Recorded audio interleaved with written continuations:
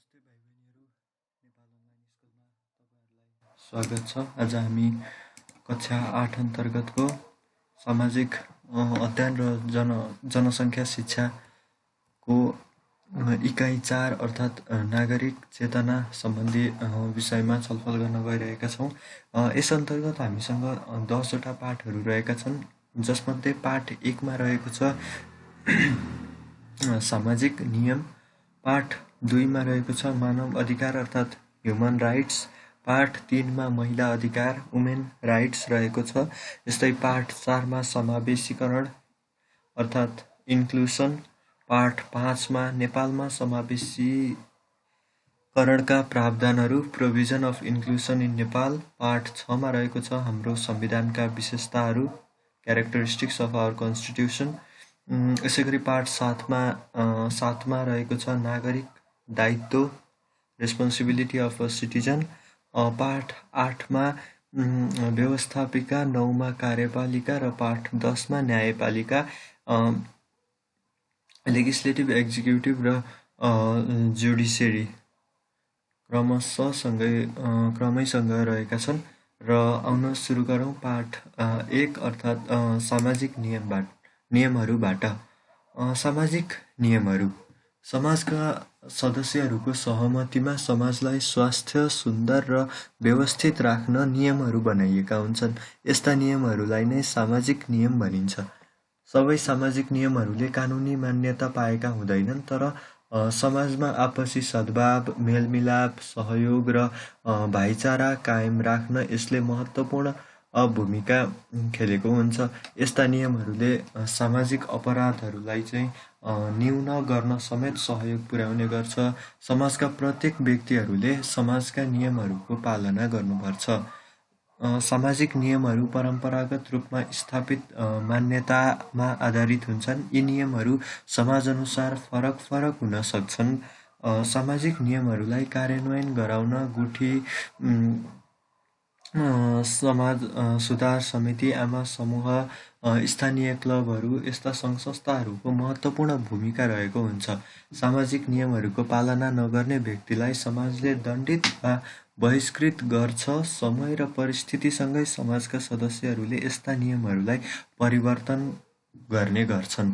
समय परिस्थिति अनुरूप परिवर्तन हुन नसक्दा यसले सामाजिक कुरीतिको रूप समेत लिन सक्छ। स्थानीय पत्रिकामा प्रकाशित एउटा समाचारको अध्ययन गर्न गइरहेका छौँ भाइ बहिनीहरू हामी। यहाँको टपिक चाहिँ के रहेको छ भने गाउँ भेलाद्वारा सामाजिक नियम पारित। गाउँलाई स्वास्थ्य र सुन्दर बनाउने उद्देश्यले गाउँ भेलाले स्थानीय टेकबहादुर मुखियाको संयोजकत्वमा टोल सुधार समिति गठन गरेको छ। भेलाले केही सामाजिक नियमहरू पनि पारित गरेको छ। उक्त नियम नमान्ने व्यक्तिलाई टोल सुधार समितिको नियमअनुसार कारबाही गर्ने निर्णय समेत गरिएको छ। भेलाले पारित गरेका सामाजिक नियमहरू के छन् त हेरौँ है। क मा रहेको छ गाउँमा मादक पदार्थ बेचबिखन गर्न नपाइने, रातिको 11 बजेपछि अत्यन्त जरुरी काममा बाहेक अन्यत्र बाहिर हिँडडुल गर्न नपाइने। ग मा रहेको छ फोहोर मैला जथाभावी फाल्न नपाइने। घ मा रहेको छ कसैको घरमा आपद विपद पर्दा गाउँका सबै घरबाट अनिवार्य रूपमा भेला भई सहयोग गर्नुपर्ने। ङ मा रहेको छ विवाद उत्पन्न भएमा गाउँलेहरूको रोहबरमा टुङ्गो लगाउने। भाइ बहिनीहरू, तपाईँ हाम्रो समाजमा पनि यस्ता नियमहरू हुन्छन् जुन राज्यले बनाउनु पर्दैन, जुन चाहिँ हामी आफैले एउटा मानवताको हिसाबले एउटा दायित्व वहन गर्दै एउटा नागरिक भएर चाहिँ यस्ता नियमहरू कसैले भन्नै नपरिकन हामी आफैले पनि अपनाउनु पर्छ भन्दै पाठ 1 हामी यहीँ अन्त्य गर्छौँ र हामी जान्छौँ अब पाठ 2 अर्थात् मानव अधिकारमा। मानव अधिकार भनेको के हो भन्दा मानव अधिकार भन्ने बित्तिकै सजिलै गेस गर्न सकिन्छ कि ह्युमन राइट्सहरू। आउनुहोस् मानव अधिकार भनेको के हो,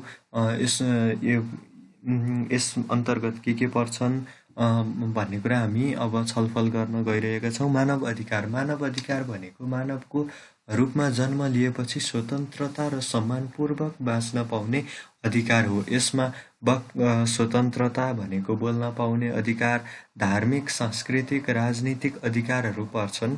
स्वतन्त्रतापूर्वक आफ्नो पेसा व्यवसाय गर्न पाउने, वैधानिक आय आर्जन र सम्पत्तिलाई सुरक्षित राख्न पाउने र उपभोग गर्न पाउने न्याय र सुरक्षाको अधिकार मानवाधिकार हुन्।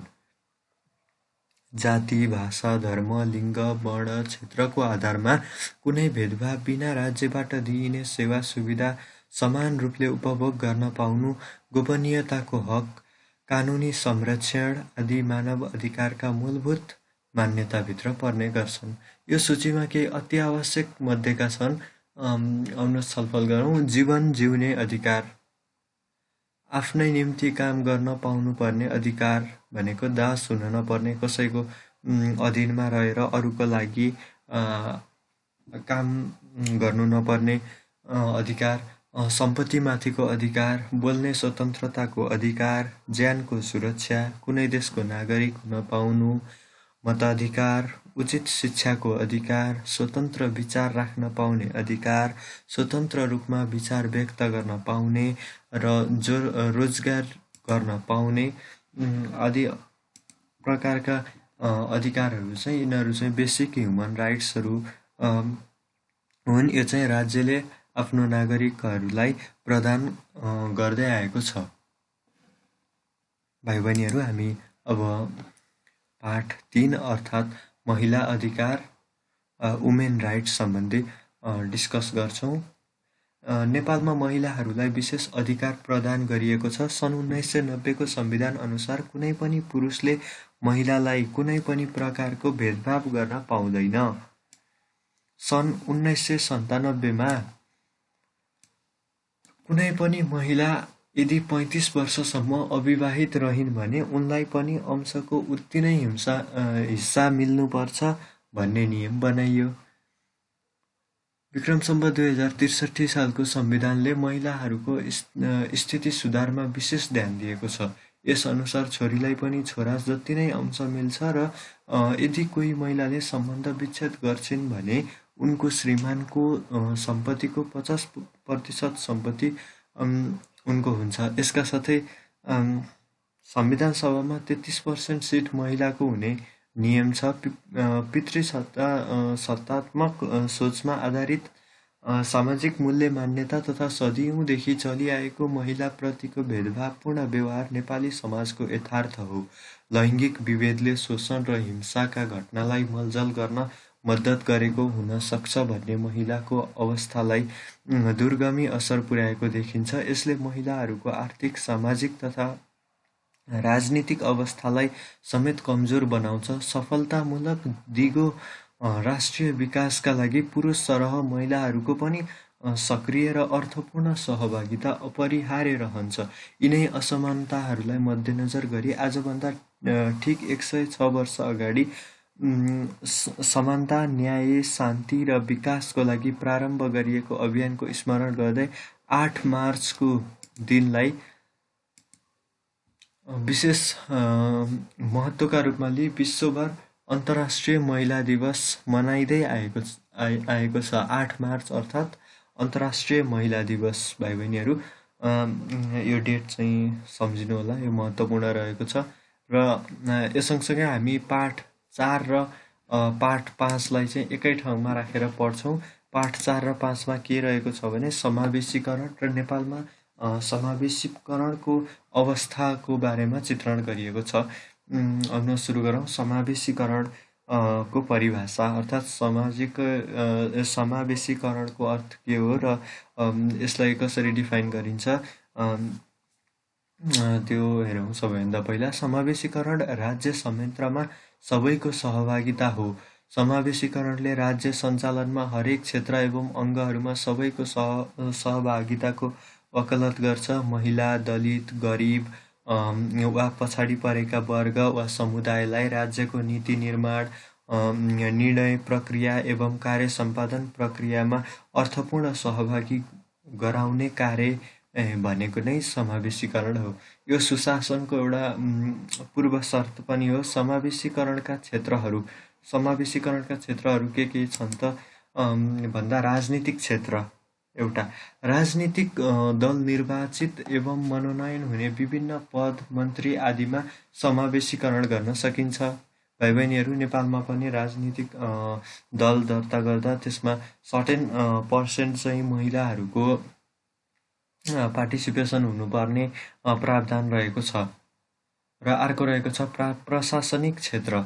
निश्चित समयसम्म प्रशासनका पदहरूमा समावेशीकरण गर्न सकिन्छ। आरक्षण, सकारात्मक विभेद आदिको व्यवस्था गरेर यो गर्न सकिन्छ। आर्थिक क्षेत्र, कर छुट, ऋण सुविधा, भूमिको नियोजित वितरण, सामाजिक सुरक्षा आदिको व्यवस्था गरेर समावेशीकरण गर्न सकिन्छ।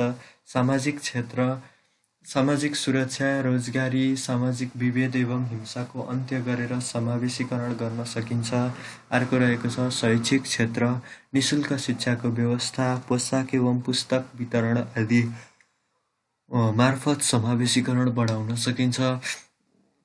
र सारांशमा छोटकरीमा भन्नुपर्दा राज्य प्रणालीमा सबैको पहिचान, प्रतिनिधित्व, प्रतिष्ठा एवं पहुँच बढाउने एउटा नवीनतम अवधारणाका रूपमा समावेशितालाई अघि सारिएको छ। यही मान्यतामा आधारित भएर नेपालमा यसलाई अवलम्बन गरिएको छ।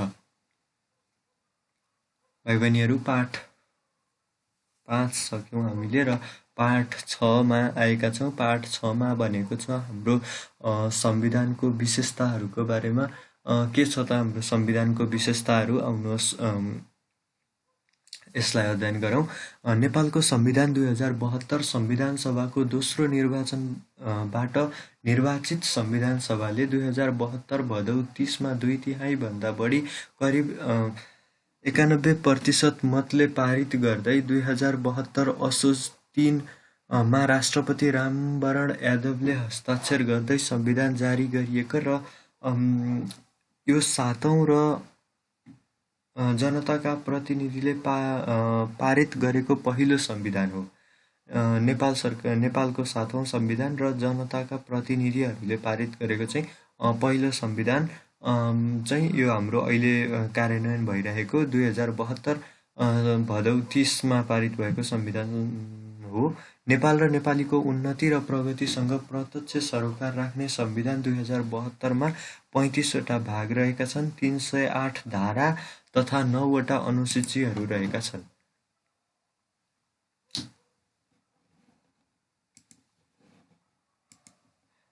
र हाम्रो संविधानका विशेषताहरू के छन् त? आउनुहोस् छलफल गरौँ। पहिलो विशेषता रहेको छ जनआन्दोलनको भावना अनुरूप प्रस्तावना। नेपालको स्वतन्त्रता, सार्वभौम सत्ता, भौगोलिक अखण्डता, राष्ट्रिय एकता, स्वाधीनता र स्वाभिमान अनुक्षण राख्ने नेपालको सार्वभौम सत्ता र राजकीय सत्ता नेपाली जनतामा निहित रहने सामन्ती निरङ्कुश केन्द्रकृत एकात्मक राज्य व्यवस्थाले सिर्जना गरेको विभेद अन्त्य गर्ने, बहुजातीय, बहुभाषिक, बहुधार्मिक, बहुसांस्कृतिक, भौगोलिक विविधता युक्त विशेषतालाई आत्मबल गर्नुका साथै वर्गीय, क्षेत्रीय, धार्मिक, लैङ्गिक विभेद तथा छुवाछुत अन्त्य गर्ने प्रतिबद्धता गरेको छ। मौलिक हक अर्को दोस्रो विशेषता रहेको छ हाम्रो संविधानको। नेपालको संविधान 2072को अर्को विशेषताको रूपमा मौलिक हकको व्यवस्था गरेको छ। मौलिक हक संविधानको मेरुदण्डका रूपमा रहेको छ। संविधानमा 33वटा मौलिक हकहरूको व्यवस्था गरिएको छ। सम्मानपूर्वक बाँच्न पाउने हक, स्वतन्त्रताको हक, समानताको हक, सञ्चारको हक, न्याय सम्बन्धी हक, अपराध पीडितको हक, यातना विरुद्धको हक, निवारक नजरबन्द विरुद्धको हक, छुवाछुत तथा भेदभाव विरुद्धको हक प्रत्येक नेपालीहरूले पाएका छन्। र अर्को रहेको छ समावेशिता। राष्ट्रिय महिला आयोग, राष्ट्रिय दलित आयोग, राष्ट्रिय समावेशी आयोग, आदिवासी जनजाति आयोग, मधेस आयोग, थारू आयोग, मुस्लिम आयोग जस्ता संवैधानिक आयोगहरूको व्यवस्था गरिएको र समावेशिताको सिद्धान्तको आधारमा नेपाली राजदूतको नियुक्तिको व्यवस्था गर्नुका अलावा नेपाली सेनामा महिला, दलित, जनजाति, मधेसी, मुस्लिम, थारू तथा पिछडिएको क्षेत्रका नागरिकहरूको प्रवेश समानता र समावेशी सिद्धान्तका आधारमा सुनिश्चितता गर्ने। यसै गरी अर्को रहेको छ नागरिकता। नेपालको संविधान 2072 को अर्को महत्त्वपूर्ण विशेषताका रूपमा नागरिकतालाई लिन सकिन्छ, जस अन्तर्गत प्रादेशिक पहिचान सहितको एकल सङ्घीय नागरिकताको व्यवस्थाका साथसाथै वंशज, अङ्गीकृत, समानार्थ र गैरावासीय नागरिकताको व्यवस्था गर्नुका साथै बाबु वा आमाको नामबाट निजका सन्तानहरूले सहजै नागरिकता प्राप्त गर्न सकिने व्यवस्था गरिएको छ।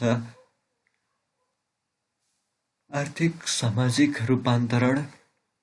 नेपालको संविधान 2072 को अर्को विशेषता भन्नु नै आर्थिक सामाजिक रूपान्तरण हो।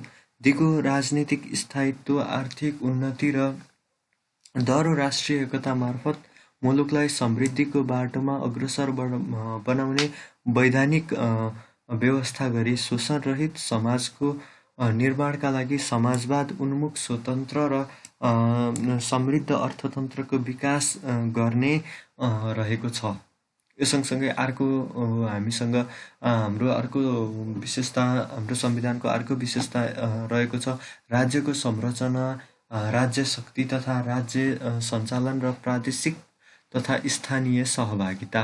नेपालको संविधान 2072 को अर्को विशेषताको रूपमा राज्यको संरचना, राज्य शक्ति तथा राज्य सञ्चालन र प्रादेशिक तथा स्थानीय सहभागितालाई लिन सकिन्छ। नेपालको संविधानले नेपाललाई सङ्घीय लोकतान्त्रिक गणतन्त्रात्मक शासन प्रणाली भएको मुलुकका रूपमा लिएको छ। र अर्को रहेको छ निर्वाचन क्षेत्र र सदस्य सङ्ख्याको प्रावधान। नेपालको संविधान 2072 को अर्को विशेषताको रूपमा निर्वाचन क्षेत्र र सदस्य सङ्ख्याको प्रावधानलाई लिन सकिन्छ। जनसङ्ख्या र भूगोलको आधारमा 165 निर्वाचन क्षेत्रमा विभाजन गरिएको छ। संविधानको धारा 84 मा प्रतिनिधि सभामा 275 मध्ये नेपाललाई जनसङ्ख्या र भूगोलको आधारमा 165 निर्वाचन क्षेत्र कायम गरिने व्यवस्था गर्नुका साथै समानुपातिक निर्वाचन प्रणाली बमोजिम 110 सदस्य रहने व्यवस्था गरेको छ। र यो सँगसँगै संविधानका विविध क्षेत्रहरूका विशेषताहरू। यस अन्तर्गत नेपालको राजधानी काठमाडौँमा रहने प्रदेशहरूको प्रतिनिधित्व हुने गरी भाषा आयोगको गठन गरिने, सबै प्रकारका विभेद, असमानता र शोषणको अन्त्य गर्ने, धर्मनिरपेक्षताको व्यवस्था, ट्रेड युनियन खोल्न पाउने, राष्ट्रपति, उपराष्ट्रपति, सभामुख, प्रधानमन्त्री, प्रधान न्यायाधीश, राष्ट्रिय सभाका अध्यक्ष, प्रदेश प्रमुख, मुख्यमन्त्रीमा नियुक्त हुन वंशजको आधारमा नेपालको नागरिकता प्राप्त गरेको हुनुपर्ने प्रावधान राखेको छ भने अन्य सेवा र अवसरमा कुनै भेदभाव नगरिने व्यवस्थालाई प्रष्ट पारिएको छ। भाइ बहिनीहरू, हामीले हाम्रो संविधानका मुख्य विशेषताहरूको बारेमा छलफल गऱ्यौँ र अब हामी छलफल गर्न जाँदैछौँ नागरिकको जिम्मेवारी, अर्थात् नागरिकको कर्तव्य, हाम्रो जिम्मेवारी के हो त, हामीले हाम्रो राष्ट्रको लागि के गर्नुपर्छ, के गर्नु हुँदैन भन्ने कुराहरूको बारेमा चर्चा गर्न गइरहेका छौँ। र पहिलो नम्बरमा रहेको छ सामाजिक आयाम। सभ्य र सुसंस्कृत नागरिक क्रियाकलाप। नागरिक भएपछि नेपालको हक हितको लागि सधैँ अगाडि बढ्ने र एउटा सभ्य नागरिक र सुसंस्कृत नागरिक को जस्तो व्यवहार हामीले गर्नुपर्छ। सामाजिक विकृति र विसङ्गतिको अन्त्य। समाजमा हुने विकृति र विसङ्गति, नराम्रा घटनाहरूलाई चाहिँ हामीले घटाउँदै लानुपर्छ। मान्छेहरूलाई चेतना दिँदै अगाडि बढ्नुपर्छ। सामाजिक सद्भाव र सहिष्णुता, समाजमा सबैसँग मिलेर बस्ने पनि एउटा नागरिकको जिम्मेवारी हो। समान र विभेद रहित व्यवहार, समतामूलक समाजको निर्माण, यो चाहिँ सामाजिक आयाम अन्तर्गत नागरिकको जिम्मेवारीमा पर्ने गर्छ। र हामी अर्को विकास आयाममा छलफल गर्न गइरहेका छौँ। विकास आयाममा विकास निर्माणको लागि चाहिँ नागरिकहरूले के गर्न सक्छन् आफ्नो स्थानमा रहेर भन्ने कुरा यस अन्तर्गत पर्छ, जसमा सहभागिता र अपनत्व, मूल प्रवाहीकरण, योगदान, वातावरणीय दिगोपना, हरू पर्ने गर्छन्। यसै गरी नैतिक आयाम सच्चरित्रता, सामाजिक नैतिकता र शिष्टाचार, इमान्दारिता, अनुशासन, सम्मान, यो कुराहरू नैतिक आयाम अन्तर्गत पर्छन्। यसै गरी चौथो नम्बरमा रहेको छ सांस्कृतिक आयाम, भाषा, कला, संस्कृतिको संरक्षण, सांस्कृतिक विचलनमा रोक, सांस्कृतिक रूपान्तरण जस्ता कुराहरू चाहिँ सांस्कृतिक आयाम अन्तर्गत पर्छन्। यसै गरी पाँचौँमा रहेको छ राजनीतिक आयाम। राजनीतिक आयाम अन्तर्गत राजनीतिक चेतना र संस्कार, अधिकार र कर्तव्यको ज्ञान, मताधिकारको सदुपयोग पर्छन्। यसै गरी हामीले पाठ 7लाई सकाएका छौँ र हामी पाठ 8 अर्थात् व्यवस्थापिकाको बारेमा छलफल गर्न गइरहेका छौँ। व्यवस्थापिका राज्यका 3 प्रमुख अङ्गहरूमध्येको एउटा महत्त्वपूर्ण अङ्ग हो। हरेक राष्ट्रमा शासन व्यवस्था सुचारू रूपमा सञ्चालन गर्नका लागि ऐन, कानुन, नीति र नियमको आवश्यकता पर्ने गर्छ। लोकतान्त्रिक शासन व्यवस्थामा ऐन कानुनहरू बनाउने कार्य जनताबाट निर्वाचित जनप्रतिनिधिमूलक संस्थाले गर्छ। जनप्रतिनिधिमूलक संस्थालाई व्यवस्थापिका भनिन्छ। कानुन बनाउनु राज्यको सर्वोच्च कार्य हो। यसरी निर्माण गरिएको कानुनको दायराभित्र रहेर कार्यपालिकाले अन्य नीति तथा नियमहरू निर्माण गर्छ। व्यवस्थापिकाले राज्यमा देखिने विविध समस्याहरूको पहिचान गरी त्यस्ता समस्याहरूको समाधानका लागि आवश्यक ऐन कानुनहरूको निर्माण गर्ने गर्छ। यसले निर्माण गरेका कानुनको अधीनमा रहेर राष्ट्रको कार्यक्रमहरू राष्ट्र सञ्चालन हुन्छ। राष्ट्रका हरेक क्षेत्र, वर्ग, धर्म, जाति, भाषा, वर्ण र लिङ्गका जनताहरूको हित, उन्नति, प्रगति, कल्याण हुने किसिमको कानुन निर्माण गर्न व्यवस्थापिकाको मुख्य कार्य हो।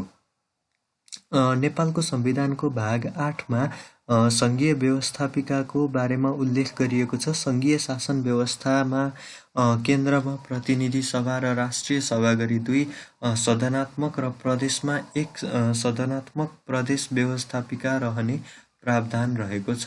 सङ्घीय व्यवस्थापिकालाई सङ्घीय संसद पनि भनिन्छ। प्रतिनिधि सभामा पहिलो हुने निर्वाचन प्रणाली बमोजिम निर्वाचित 165 सदस्य र समानुपातिक निर्वाचन प्रणाली बमोजिम 110 सदस्य गरी कुल 275 सदस्य रहन्छन्।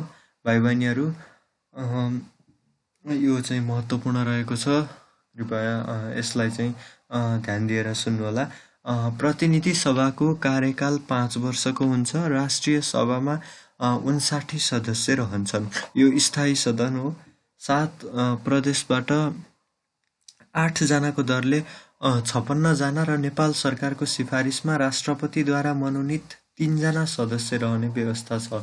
महिला सहभागिता 1/3 भन्दा बढी रहने प्रावधान छ। हामीले अघि पनि डिस्कस गरिसक्यौँ।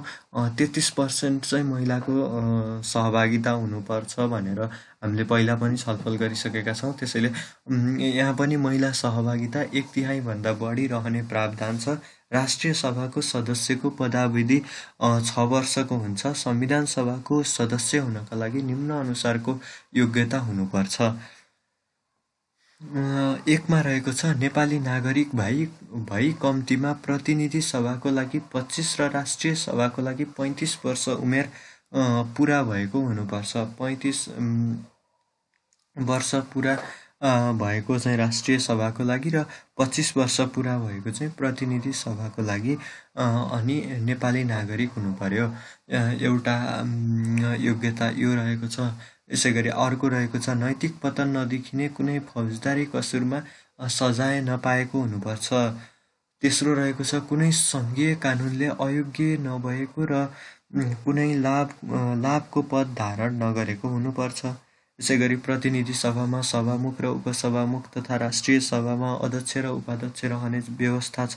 कानुन बनाउनका लागि सङ्घीय संसदमा प्रस्तुत हुने मस्यौदा प्रस्तावलाई विधेयक भनिन्छ। विधेयकलाई हामी इङ्ग्लिसमा बिल भन्ने गर्छौँ। बिल इज अ ल भनेर डिफाइन गर्छौँ। सङ्घीय संसदको कुनै पनि सदनमा विधेयक प्रस्तुत गर्न सकिन्छ, तर अर्थ विधेयक प्रतिनिधि सभामा मात्र प्रस्तुत गर्न सकिन्छ। सङ्घीय संसदको सभामुख वा अध्यक्षले प्रमाणित विधेयक एउटा सदनले पारित गरेपछि त्यसलाई यथाशीघ्र अर्को सदनमा पठाउनुपर्छ। यो सदनले पनि पारित गरेपछि उक्त विधेयक प्रमाणीकरणका लागि राष्ट्रपति समक्ष पेश गरिन्छ। राष्ट्रपतिबाट प्रमाणीकरण भएपछि कानुन बन्छ। व्यवस्थापिका संसदले गर्ने प्रमुख कार्यहरू निम्नानुसार छन्। भाइ बहिनीहरू, यो पनि महत्त्वपूर्ण रहेको छ। कानुन निर्माण सम्बन्धी कार्य, प्रधानमन्त्रीको चयन गर्ने कार्य, आर्थिक नियन्त्रण सम्बन्धी कार्य, संविधान संशोधनको सम्बन्धी कार्य व्यवस्थापिका संसदले गर्नुपर्ने प्रमुख कार्यहरू अन्तर्गत पर्दछन्। विश्वका कतिपय राष्ट्रहरूले व्यवस्थापिका सम्बन्धी आफ्नै किसिमका भिन्न भिन्न व्यवस्था गरेका हुन्छन्। राज्यको जनसङ्ख्या, क्षेत्रफल, भौगोलिक अवस्था आदिका आधारमा व्यवस्थापिकाको निर्वाचन प्रक्रिया, सदस्य सङ्ख्या एवं कार्यविधि निर्धारण गरिएको हुन्छ। जुन व्यवस्था एकअर्का राष्ट्रसँग मेल नखान पनि सक्छ। नेपालको व्यवस्थापिका सम्बन्धीको व्यवस्था चाहिँ भारत वा अन्य देशसँग नमिल्न पनि सक्छ। हाम्रो देशको सन्दर्भमा जनताबाट प्रत्यक्ष निर्वाचित तथा राजनीतिक दलद्वारा समानुपातिक मतका आधारमा मनोनित जनप्रतिनिधिहरू व्यवस्थापिकामा रहने व्यवस्था गरेको छ। यसै गरी हामीले पाठ 8को अन्तिमसँगै हामीले पाठ 9 सुरु गर्छौँ। पाठ 9 रहेको छ कार्यपालिका अर्थात् एक्जिक्युटिभ र कार्यपालिका को बारेमा हामी अब छलफल गर्छौँ। कार्यपालिकालाई व्यवस्थापिकाद्वारा निर्मित कानुन कार्यान्वयन गर्ने निकायको रूपमा चिनिन्छ। व्यवस्थापिकाले चाहिँ कानुन बनाउँछ भने कार्यपालिकाले चाहिँ यो कानुनलाई चाहिँ कार्यान्वयन गर्ने गर्छ। कानुन कार्यान्वयन गर्ने मुख्य निकाय कार्यपालिका नै हो। यसलाई सरकार वा मन्त्री परिषद पनि भनिन्छ। नेपालको संविधानमा केन्द्रमा सङ्घीय कार्यपालिका, प्रदेशमा प्रदेश कार्यपालिका र स्थानीय तहमा स्थानीय कार्यपालिका रहने व्यवस्था छ। सङ्घीय कार्यपालिकामा बहुमत प्राप्त संसदीय दलको नेता प्रधानमन्त्री हुने र निजको अध्यक्षतामा प्रधानमन्त्रीको अध्यक्षतामा मन्त्री परिषद गठन हुने व्यवस्था छ। राष्ट्रपतिले प्रधानमन्त्रीको सिफारिसमा संसदका सदस्यहरूमध्येबाट कम्तीमा 25 जनासम्म सदस्य रहने मन्त्री परिषद गठन गर्न पाउने व्यवस्था छ। सरकारले गर्ने कार्यलाई बाँडफाँड गरी सहज र व्यवस्थित गर्न विभिन्न मन्त्रालयहरू गठन गरिएको हुन्छ।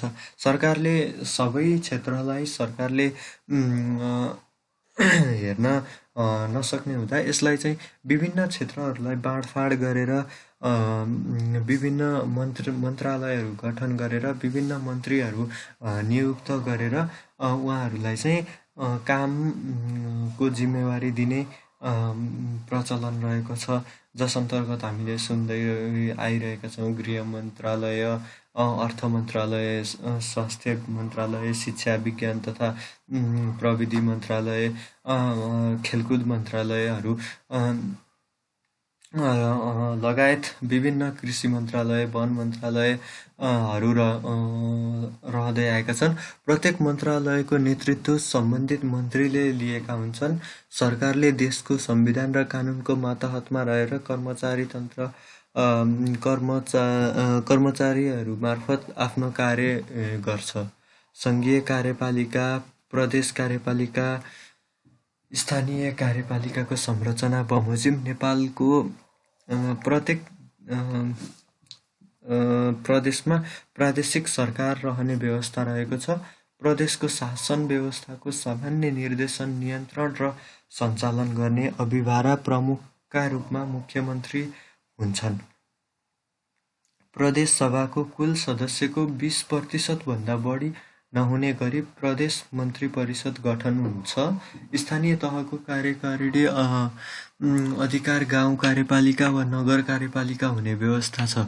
यसलाई गाउँपालिका र नगरपालिका को शासन व्यवस्थाको सामान्य निर्देशन, नियन्त्रण, सञ्चालन गर्ने अभिभारा तोकिएको हुन्छ। कार्यपालिकाले जनताको घाँसबास, लत्ता कपडा, शिक्षा, स्वास्थ्य, रोजगारी तथा सुरक्षासँग सम्बन्धित कार्यहरूका साथै राष्ट्रिय विकासका हरेक पक्षमा सरकारले जिम्मेवारी लिनुपर्छ।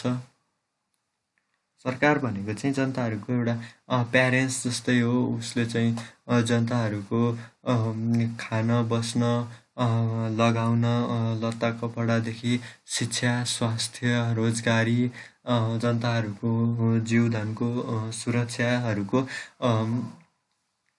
जिम्मेवारी लिएको हुन्छ। भाइ बहिनीहरू, यो सँगसँगै हामीले पाठ 9मा एक्जिक्युटिभ अर्थात् कार्यपालिकाको बारेमा छलफल गऱ्यौँ र पाठ 10मा हामीले न्यायपालिकाको बारेमा छलफल गर्न गइरहेका छौँ। न्यायपालिका भनेको के हो त भन्दाखेरि कानुनी राज्यको अवधारणालाई मूर्त रूप दिन कुनै पनि मुलुकमा स्वतन्त्र न्यायपालिकाको स्थापना गरिएको हुन्छ। यो सरकारका प्रमुख 3 अङ्गमध्येको एउटा अङ्ग हो। यसले अन्यायमा परेका जनतालाई न्याय दिने तथा कानुन तोड्नेलाई स्वतन्त्र र निष्पक्ष भएर सजाय दिने कानुनको संरक्षण गर्छ। नागरिकको मौलिक हक तथा मानव अधिकारको रक्षा र स्वतन्त्रताको संरक्षण गर्नुका साथै संविधान र कानुनको व्याख्या गर्ने कार्य समेत यसले गर्छ। संवैधानिक सर्वोच्चता सहितको न्यायिक र सभ्य समाज निर्माणको मुख्य आधार नै स्वतन्त्र न्यायपालिका हो। संविधानमा व्यवस्था भएअनुसार नेपालमा निम्नानुसार 3 तहका अदालतहरू रहेका छन्। पहिलोमा रहेको छ सर्वोच्च अदालत। सर्वोच्च अदालत न्यायपालिकाको सबैभन्दा माथिल्लो तहको अदालत हो। यस अदालतमा प्रधान न्यायाधीश का अतिरिक्त बढीमा 20 जनासम्म अन्य न्यायाधीशहरू रहने व्यवस्था छ। प्रधान न्यायाधीशको नियुक्ति संवैधानिक परिषदको सिफारिसमा राष्ट्रपतिबाट हुन्छ। अन्य न्यायाधीशहरूको नियुक्ति न्याय परिषदको सिफारिसमा राष्ट्रपतिबाट हुन्छ। सर्वोच्च अदालतको न्यायाधीश भई कम्तीमा 3 वर्ष काम गरिसकेको व्यक्ति मात्र प्रधान न्यायाधीशका लागि योग्य हुन्छ। पदावधि 6 वर्षको हुन्छ। यस अदालतले आफ्नो मातहतमा रहेका अन्य अदालत तथा न्यायिक निकायको सुपरिवेक्षण गरी आवश्यक निर्देशन दिने कार्य समेत गर्छ। सर्वोच्च अदालत अभिलेख अदालत पनि हो। अर्को रहेको छ उच्च अदालत। प्रत्येक प्रदेशमा एउटा उच्च अदालत हुन्छ। उच्च अदालतलाई सङ्घीय कानुन बमोजिम सुरु मुद्दा हेर्ने, पुनरावेदन सुन्ने, साधक जाँच्ने आदि अधिकारहरू हुन्छ। त्यस्तै अन्य अधिकार र कार्यविधि सङ्घीय कानुन बमोजिम हुन्छ। अर्को रहेको छ जिल्ला अदालत। नेपालको प्रत्येक जिल्लामा एक जिल्ला अदालत स्थापना गरिएको छ। स्थानीय स्तरका न्यायिक निकाय जिल्ला अदालतको मातहतमा हुन्छन्। जिल्ला अदालतले आफ्नो मातहतका न्यायिक निकायको निरीक्षण एवं सुपरिवेक्षण र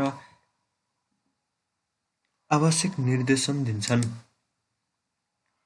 हामीले 3 तहका अदालतको न्यायपालिकाको बारेमा छलफल गऱ्यौँ र यो सँगसँगै अब हामीले न्यायपालिकाले सम्पादन गर्ने प्रमुख कार्यहरू के छन् त त्यसको बारेमा डिस्कस गरौँ है त।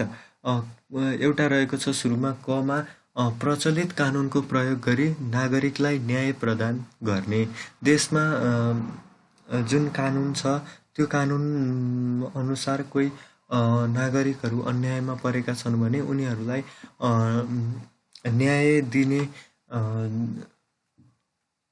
काम चाहिँ न्यायपालिकाले गर्छ। खमा रहेको छ जनताका विभिन्न प्रकारका हक अधिकार र स्वतन्त्रताको संरक्षण गर्ने। गमा रहेको छ कानुनको व्याख्या गरी कानुनको अर्थ प्रष्ट पार्ने। घमा रहेको छ कानुन तोड्नेलाई कानुनमा व्यवस्था भए अनुरूप दण्ड सजाय दिने तोक्ने। घमा रहेको छ विभिन्न जटिल कानुनी प्रश्न र समस्याहरूमा कार्यपालिका र व्यवस्थापिकालाई परामर्श दिने। र अन्तिममा अर्थात् चमा रहेको छ कानुनको कार्यान्वयन उचित तवरले भएको छ कि छैन त्यो जाँच गर्ने। भाइ बहिनीहरू, हामीले न्यायपालिकाको बारेमा पनि छलफल गऱ्यौँ। यो सँगसँगै व्यवस्थापिका, कार्यपालिका र न्यायपालिका तीनवटा राष्ट्रका महत्त्वपूर्ण अङ्गहरू हुन्। यसको बारेमा हामीले केही छलफल गऱ्यौँ र यो सँगसँगै हामीले हाम्रो यो इकाइ सकेका छौँ।